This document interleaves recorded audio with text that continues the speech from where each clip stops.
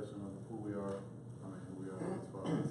Yeah, whatever you want people to know. So as I stand here today, we're standing and talking with the gentleman from Vaught. No, that's not in Vogue. You think that's a musical group to sound like.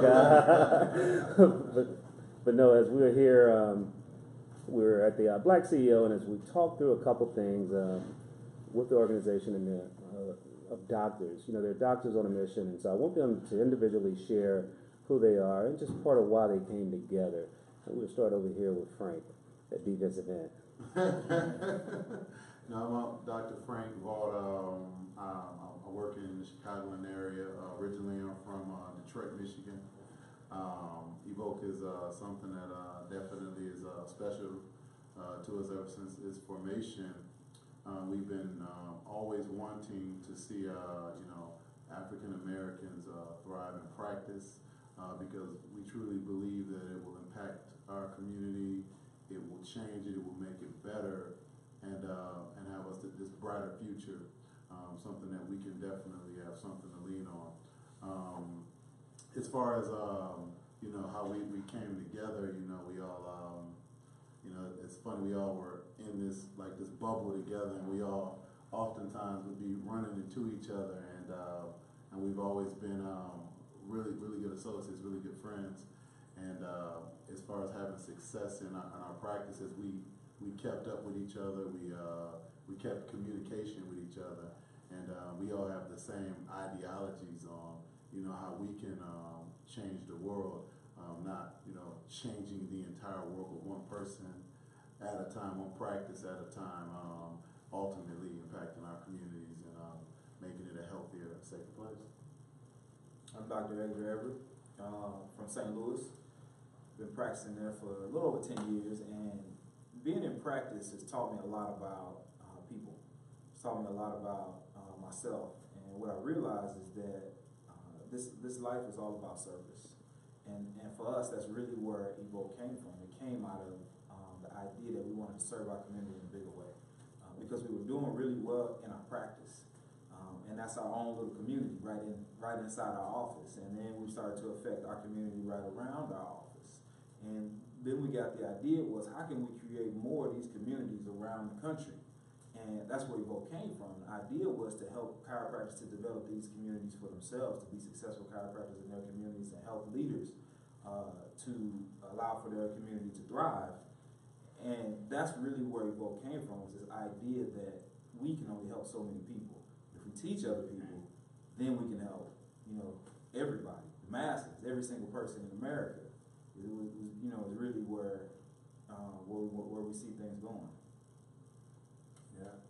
My name is Xavier Tipler. I'm also from St. Louis, Missouri. Been in practice with Dr. Everett a little over 10 years now. And like you said, these guys, I've been knowing them for the past year, a few years rather. And this journey that we've been on, the one thing I can say about us, the three of us, is that the passion that we have for taking care of people and wanting to help people is something that lies deep in us. I know a lot of times Dr. Everett and I talk, and we say that those people that we take care of, they're our mothers, they're our fathers, they're our grandparents, they're our children that we see in our offices, on our tables from day to day. So just as he said, we're just wanting to develop other doctors to bring out that same passion within them across the country to serve the communities in most need. The communities that we serve, they need a lot. They need the education, they need the caring, they need the love, they need the information that we're able to bring them. But wanting to touch the masses, we realize that we can't do it ourselves, which is where Evoke came from. We want to evoke that in not only ourselves, but other doctors. That gives a great background and a great framework to start on as we talk about this conversation as it relates to Black CEO and Evoke as a whole. One of the questions I have is, you talk about Evoke collaborations. I know Xavier and Frank were team members, played ball together, and they both talk great about each other. I don't know if Edgar was on their team or not. But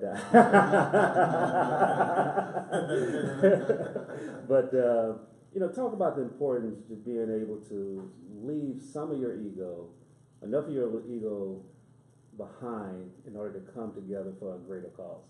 It's funny, man, about the collaboration, because we played football together, but Edgar and we played basketball together.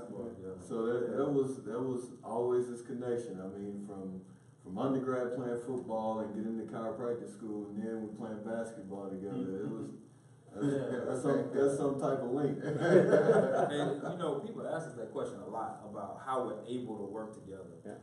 Sometimes I'm a little worried that I hear that question so often, because it should be natural, and it's always felt natural, I think. Because I think when you are, the first thing that you have to do when you're collaborating, when you're working together, is make some decisions in the outset, from the beginning. Are these people that I trust? And if you decide that it's somebody that you trust, then you trust their intentions. And if you already trust someone's intentions, from there, everything else gets a lot easier. Because we're going to make mistakes. We're going to say the wrong thing. We're going to do the wrong thing.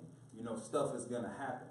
But if you start with that person's intention, then you can always course correct, right? You get off and you get a little annoyed or you get angry, but you course correct because you know that person's heart, right?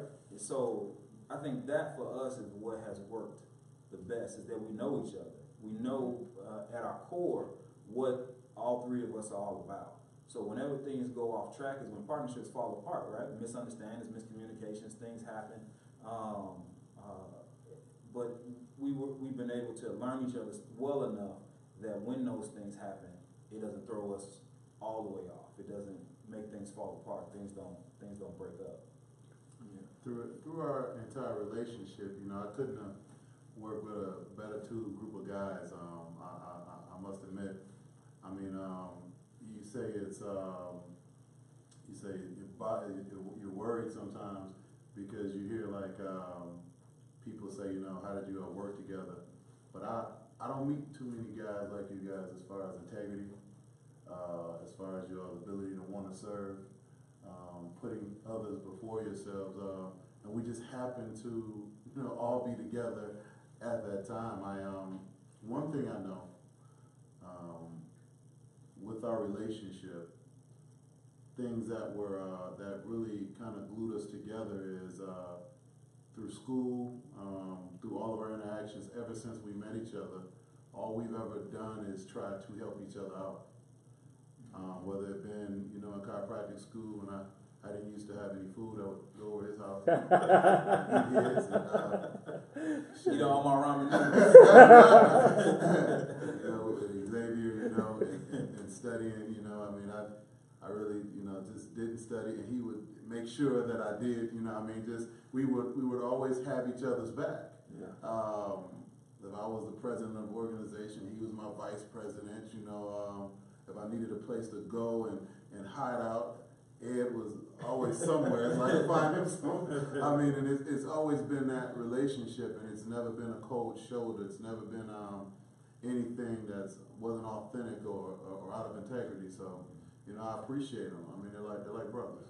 Yeah, it's been when you think about team and just having to work with somebody else, and you know, you asked the question about ego and things like that. You know, the encouragement that I get from these guys, you know, there's been times where if I were in practice or doing this by myself, there's been times where it probably would have took everything in me just to get up some mornings and go throughout a day. But you know, having these guys, I mean, the encouragement that they've given me through hard times. I mean, you know, times where it's I mean, just heavy on you. And, you know, sometimes in life, you know, you go back to when we played sports, you know, when we used to bench press and things like that. And as you increase the weight, it gets heavier and heavier. And the stronger you think you're getting, the more weight you put on there, the weaker you feel. And, you know, you got to have spotters sometimes. And I think, you know, God puts people in our lives sometimes to be that spotter that we need in life to kind of pick us up. when we're down sometimes, when things get tough, and you know, they've been that spotter for me in my life, in situations in my life. You know, you guys bring out a great point.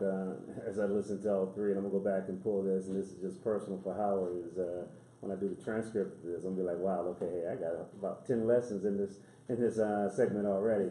So as we talk a little part, I had a chance to sit down with Xavier as we talked a little bit about the mission of Vaught. I heard two things that are very critical. Number one, helping other businesses grow, but also serving our community. So let's first talk about, because we're sitting at Black CEOs, we talk about this, the power of CEOs collaborating to help each other grow. We just had this conversation last night. We were sitting in the kitchen. Oh, y'all bugged me? Y'all didn't realize that? You know what's coming. We're ready for this. We were sitting in the kitchen at like 2 a.m. last night talking, and one of the things we talked about was being able to access all these different talents in order to achieve a singular goal. And we were talking about it in terms of just serving, right? Serving our community. People need help in a lot of different areas in a lot of different ways, and nobody can be a specialist at everything. So by collaborating with these other companies, other entrepreneurs, other CEOs, it allows for us to be able to better serve the people that we really want to serve. Because when somebody comes up to me and they say they need a certain type of training, that may not be my specialty, right? Or if they say they need some help in financial areas, that may not be Vaught's specialty. But we know somebody. Guess what? You can get the things you need from us. You can get the things from all the people that we know. And all that put together is how we help you best be successful. So without collaboration, you cannot serve people to the degree that you really want to. If you're truly of service, you can't serve people to the degree that they need if you don't collaborate with other people. And to something that's real interesting, if with collaboration, it allows you to just have fun. Because then you can do the things you're good at all the time and just focus on perfecting your craft, and then everybody else is having fun at their special talents or their gifts. So it makes stuff so much easier. Yeah, I tell you, man, just stepping into this place, I was blown back when we turned out, made that little sharp right turn, and you see all these banners and black faces on it, women's faces, and men's faces. Sea of blackness, as we call it. Yeah, sea of blackness, and in St. Louis, we always talk about it. We sit up and we talk. It's like, man, if only we could collaborate. If black men and women in different professions of power could just collaborate, come together, and use their talents to better our community. The black community, and we would see many more of the same things I just saw walking down the hallway. The sea would spread until it became an ocean of black individuals, coming out and really that spirit that we can evoke and bring out of people. So yeah, it's collaboration and what's being done here at Black CEO, I think is amazing. Yeah. So as we talk about that, we're going to dive into collaboration in two pieces. Okay, number one, in your professional circle, you have a passion to help other chiropractor service doctors grow their practice, but in particular African American chiropractors. So talk about how do you help them be receptive of receiving help, because that's the first way a person can be healed. They got to be receptive of receiving help. So talk about that process. Well, quite honestly, it's a challenge. Hey, we telling the truth here now.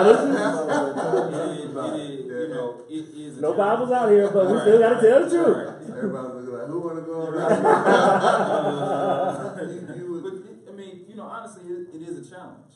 To get people to understand that you need help in order to get to where you are. I talk all the time about, we have this spirit. African Americans have this spirit within us of being able to go it alone, right? The pride of being able to be strong and carry all the weight, right? Because we've been through so much. Yeah. We've been through so much as a culture. We've been through so much as a society. And because we've been through so much, it's taught us that no matter what, we can depend on ourselves. Right? No matter what, which is why we have an issue with collaboration, which is why we have issues with working together, and why we always feel like we have something to prove. Right? While everybody else is working together and being successful, we're trying to prove something. And so the message that we're always trying to give to black doctors and other professionals that we work with is that that's not the way it has to be. If you want to be successful, look around and see what other people are doing outside our race. If you want your business to work, if you want to be a true entrepreneur, look around at how other people are doing it, and you won't find a single person that's done it alone. Yeah. You won't find one. And don't think that you are going to be the first person in the history of business to do it all by themselves. It's not going to happen. And so we have that that frank conversation with them about how we can help and why we want to help and why they need the help. And when we have that conversation with them, you can see, about 50% of them will, that light bulb will come on and say, man, all this could be a lot easier. All this really could be a lot easier, and I could be more successful at the same time. I could have a life and have a business at the same time. I don't have to create the paperwork for my office, right? Spend the next month trying to create the paperwork for my office. It's right here, right? I don't have to come up with the processes and procedures that are in chiropractic and create them myself because they've been around for 50 years. Why would I create them myself, right? I don't have to be the chiropractor, the podiatrist, the x-ray tech, and run everything in my practice and be everything to everybody, because collaborating and working together is how I can change not only change the lives of the people I'm serving, but change my life as well. Okay. So we talk about that. Now let's flip that over into the passion. I call it, you have a profit side and the passion side. And when the two intersect, that's a great sweet spot. And if they can feed each other, that's even gooder, as I say. I know it's incorrect, but hey, it's gooder. But same way, same question about collaboration. Oftentimes, even when you look on the nonprofit side and when you're serving communities, people compete versus collaborate. Yeah. Talk about one or two things that you've done and find ways to help collaborate with other organizations, because hopefully someone that hears this and say, wow, okay, light bulb moment. I found, personally, working with other organizations, if I keep and maintain my ideal of how can I be an asset or how I can be of value, I look at, you can either be valuable or expensive, all right? And when you're valuable, you bring something to the table that collectively grows, and the benefit shows within itself. If you're expensive, you waste time, or you can be really costly. And in a relationship, you could be one of the two. So I think as far as collaboration, when you're looking to do things with other people, if you're a person of value and you bring value around and your focus is being of value to someone else and not what your benefit, you're going to attract, the success to you if you just stay focused on how can I support this person and having success, because because of their service can be of great help to you. Yeah, and I think another thing to kind of add on top of that is looking at this idea of competition. It's false. It's a false idea. It's a false sense of, to me, it's insecurity. When you know what it is that is for you, like Ruben was talking, and he said, know when you're called, know that you're called. When you're in your calling and you're walking in your calling, you're walking by faith and you're walking and doing what it is that God has set you out to do. So when it comes to collaborating with other businesses, there is no competition, even if it's the same business. For us, if it's a chiropractor next door to us, we want to help them to do the same thing that we're doing, because the more people we can reach about talking about chiropractic and the benefits of chiropractic, more people know about chiropractic. That's going to bring more people into both of our offices. That's going to cause, what we get on the return is even more. So with collaborating, one of the things that we do in our office because we do have individuals that try to start their, that have started their own companies and things like that, or that are with companies. And what we do is a business of the month in our practice. And basically we give them an area, we give them a table, they're able to bring in their products, their information, and they can come in anytime they want to and, sit at the table, tell people about what it is that they're doing. Anything from jewelry, we've got people that do purses, financial services, fitness, whatever it is, because you're black and because you have the same thing in mind that we have, if you're doing it for the service and to grow our community, then we want to help with that. Because if we help you, you may be able to help someone else, and it just continues to grow and grow and grow. Yeah, we've been able to do it in a lot of different ways. We work with a couple medical doctors that we refer to all the time. We had one medical doctor say, "Stop sending me people. I don't have no more time in my schedule." A podiatrist that we, this is just talking from a chiropractic standpoint, a podiatrist that we always sending people to, a naturopathic doctor that we send people to, acupuncturists that we send people to, because we're chiropractors. We're chiropractors, so we collaborate with all these other people to help people to get well.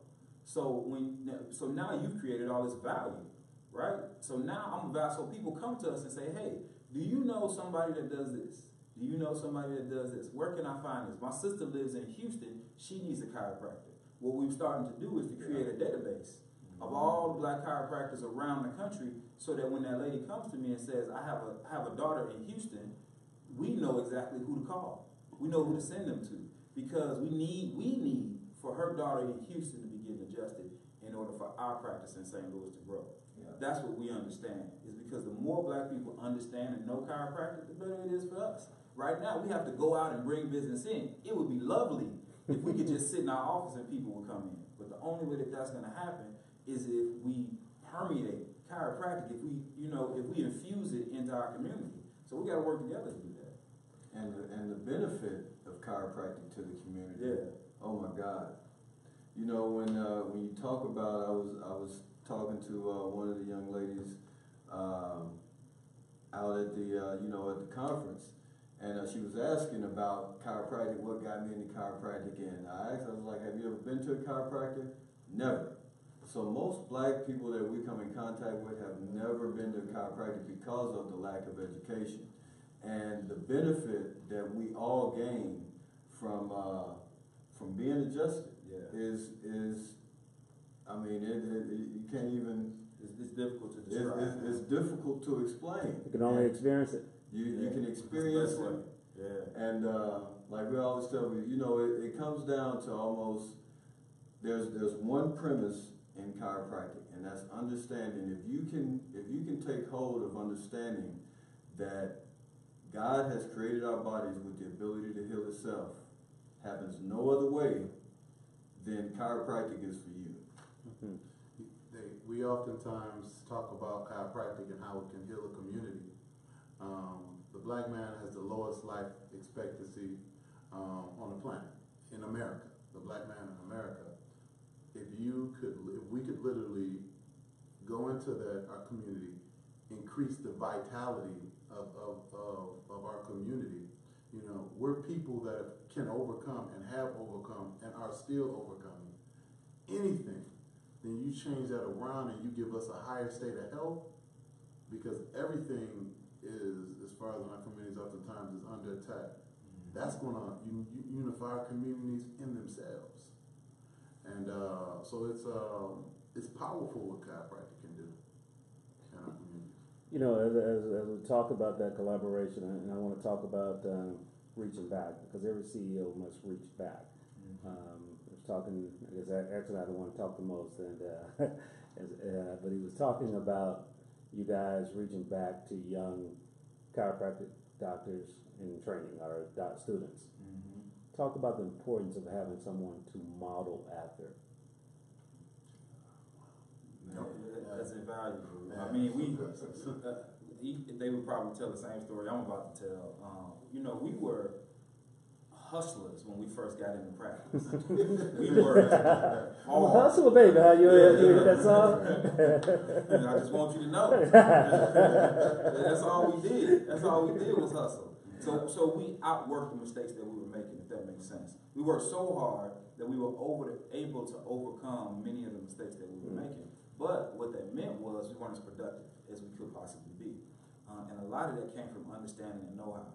And we got a coach that was able to transform that for us, our understanding and our know-how. And when he was able to transform primarily our understanding, our practices exploded.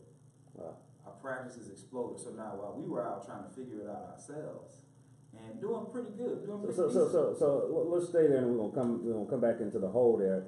What was it that shifted in your mind that made you open to receive that from a coach? You guys were in practice. Not getting no sleep. Meals, everything else. But I think Dr. Vaught had went through this one coach. I can let you talk about it. You know, Dr. experience. Experience. The coaching experience was amazing. I figured like this. I was hearing about guys with these, phenomenally big practices with a lot of energy, making a lot of money. And I said, I thought, well, if someone else can do it, I know that I can. All I have to do is sit at their feet.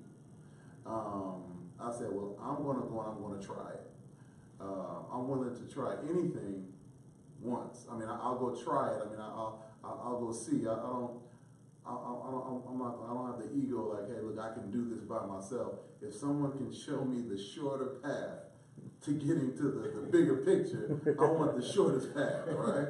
And that's why I found the coach. I said, if I want to get a coach, I want to see the one that see the most patience. I mean, who sees the most? So I found the largest practice in volume doc, and I went and I coached under him. And once I learned everything I was supposed to learn there, I went to other coaches and other avenues to grow. I don't think you ever really arrive. You're always learning. So people that have already arrived are actually stagnant. I'm still learning. Docs, we're still learning on a regular basis. We're still making mistakes on a regular basis, and it's phenomenal because each mistake builds a new learning experience, a new awareness. Being coached changed our mindset. It changed the way we saw chiropractic. It changed the way we saw the world. It changed the way we saw ourselves as men. And when you can, change the way you see everything, now you're looking at everything differently. You're looking at how practice works, right? You're looking at how you bring new people into your office. You're looking at how you run the business and how you lead your staff. You're looking at all of those things in a different light. But the only way we would have been able to do that is the only way we were able to do it, is by getting those messages from somebody who had already done it. And was doing it at an extremely high level. So when we first got with him, it was like, this guy's crazy, right? It was so far from what we understood that it took us time to really understand it. So much so that this was 7-8 years ago, and still today we'll be talking and get something that he said back then, just now. Wow. Just now. And then it changes. So And it changes again. So does this quote here, someone has said to me, is that every seed has a different germination cycle. That's right. Yeah. And does that get it there? That's exactly it. That's exactly So as we talk about that, I want to dive into students because a lot of Black CEOs have a passion of helping kids and students. Mm-hmm. How can you help them understand that I cannot go it alone if I'm going to be successful? I mean, well, let me rephrase that because there's a quote that's real. You can be successful, and everyone defines success by yourself, but you can never be significant by yourself. I like that. Yeah. Okay, so with that said, how can we help students, and it can be chiropractic students or students in other areas or even younger, understand the importance of that? I think it was the first thing you talked about was the first thing we have to do is to get them to understand that they need to, like Dr. Vaught said, sit at the feet of somebody who's already mastered what it is they want to do. Period. when you learn to drive a car, you didn't learn on your own, right? You didn't just get in the car and turn it on and knew how to turn it on and knew how to hit the gas and knew how to hit the brake. You didn't know that on your own. Somebody taught you, so it's something we already understand, right? When we're talking about our passions and our careers and our identities and all those things, now we want to jump in the driver's seat without having any of the tools and any of the understanding. I think that's the first thing, is getting kids to understand, is that you need to listen. Yeah. You need to listen, and you need to allow for somebody to impart their knowledge on you. Now, they're not going to give you 100% of what you know. No mentor or coach is going to be able to do that. They're going to give you a large percentage. Then you go find somebody else that'll give you things from another angle, and you find somebody else that can give you things from another angle. And that's the way you find success. If we can get kids to understand that part right there and to buy into that part right there, we change everything. Yeah. You know, one thing I've noticed about our community is I look at other communities and how they operate and they work, and they refer to each other, they keep stuff in family, they have so much structure. They will run after these people that have success. You know, in our community, we will run away from people that have success because oftentimes, you know, we have that ego. We don't want to look like the smaller man. We don't want to look like the one that's at need. Doesn't know. And I don't know why we do that. And what you guys thought? Why would we do that, man? I mean, why we run away from, like, we. You know, and these are conversations that we have all the time, and this is what keeps us going, because, you know, to me, there's multiple issues that cause us to be this way, and we can take it back, you know, years and years ago. But think about it from the standpoint of where, if I have a chance to impact a young person, what one or two things that hopefully I can impart on them that will help them jump forward from that day. You don't have to go with the status quo. You can be different. It's okay to be different. And I think in today, you know, with young kids now in this generation, I have a 16-year-old son, and you know, I mercy. and I know that seeds have been planted. You know, from the time that he was able to understand words coming, you know, that I was saying to him, words that Dr. Everett, he looks up to Dr. Everett, he looks up to Frank, but he knows who these guys are in my life, so seeds have been planted in him.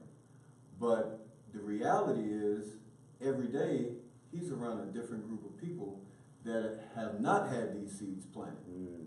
So it's this watering of bad water, good water. So if you had an analogy there, if I'm hearing you correctly, you're pointing to him as a bucket, but there are holes in the bucket. Pretty much. Pulling it out. Yeah, Right. yeah.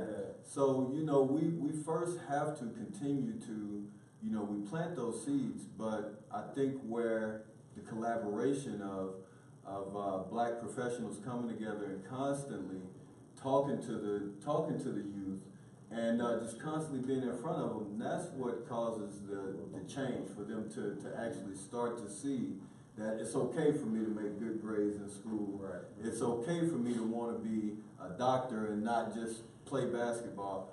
We was last week.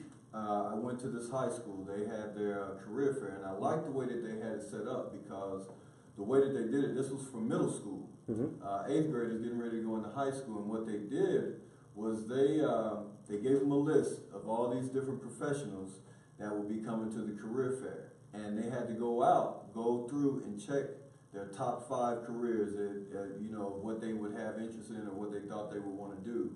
And then they broke the kids down, and so every 15 minutes, the kids would switch and go to the table of the professional that they would want to be. Now, the sad thing is, what I saw there, the school was mostly black. There were just a handful of white students there. The professionals and the businesses that they brought in, I was, out of 35 professionals and businesses there were only 3 black. There were only 3 black. So when they sat down, the kids that sat down at the table, they were like, "You a doctor? You a doctor?" And so I go around the table and I talk to them about introducing themselves, look at someone straight in the eye, you know, you introduce yourself, speak your name loudly so that people understand you. And there was one kid, big kid, he was probably the biggest Dr. Vaught in 8th grade. And I said, you know, I'm going around the table like, so what is it, you know, that you want to do with your life? What is it that you want to be? And he was like, I want to be a football player. And the thing that we have to be careful with is not to kill that dream as well. You know, okay, you want to be a football player. It's like, and what else would you want to do? You know, what else would you want to do along with that? He was like, well, you know, and the way that he said it made me realize that kids have dreams and they may be crushed by the teachers. They may be crushed by other students they're in school with, because when I asked him, he was like, you know, and I thought about being a lawyer. And I was like, that's good, man. I said, now think about this.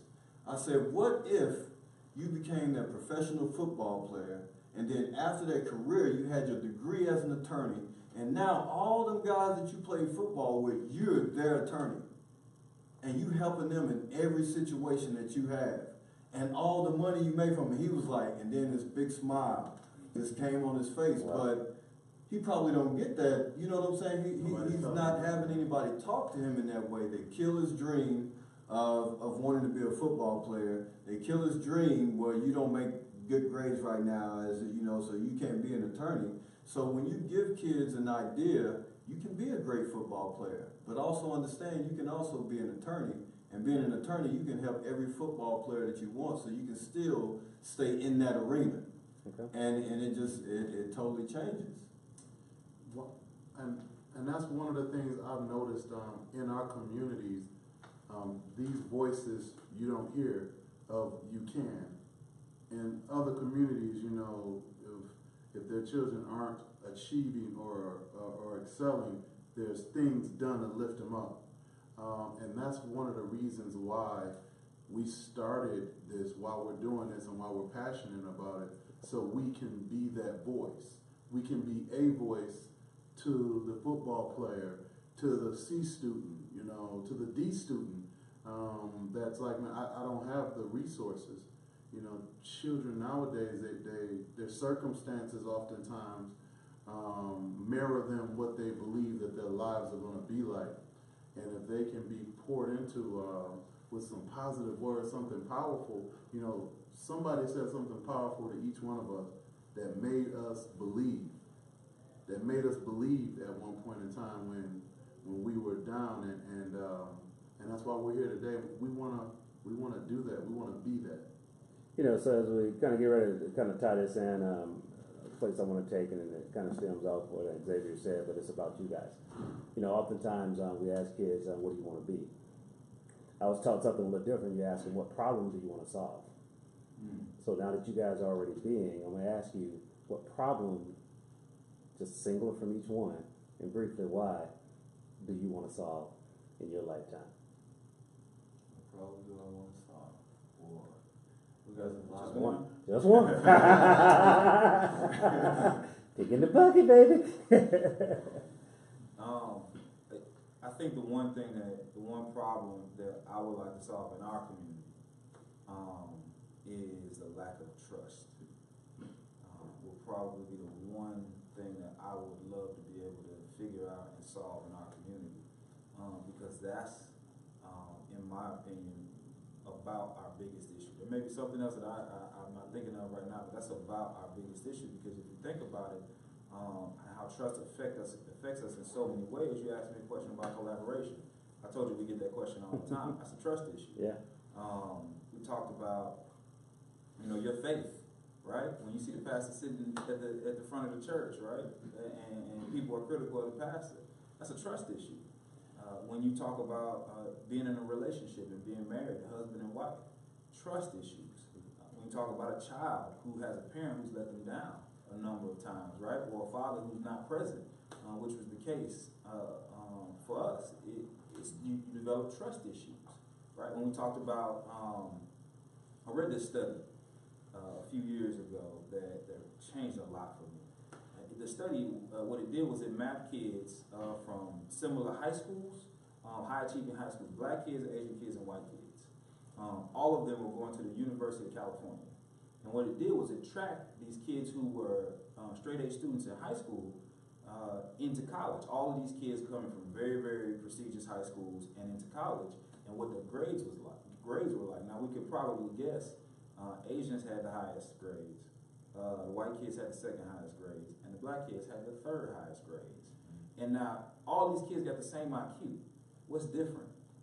What they found, they had all these data points over a number of years. They tracked all these kids and they tried to figure out what was going on. What is that difference? All these kids are just as smart. They even come from the same education system. So what is different? You know what the singular thing that they found was? Asian kids study together. Mm-hmm.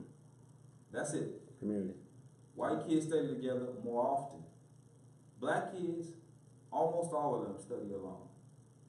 And that was the singular difference in their achievement, was their lack of ability to trust other kids, other students, right? The lack of ability to be able to rely on other people.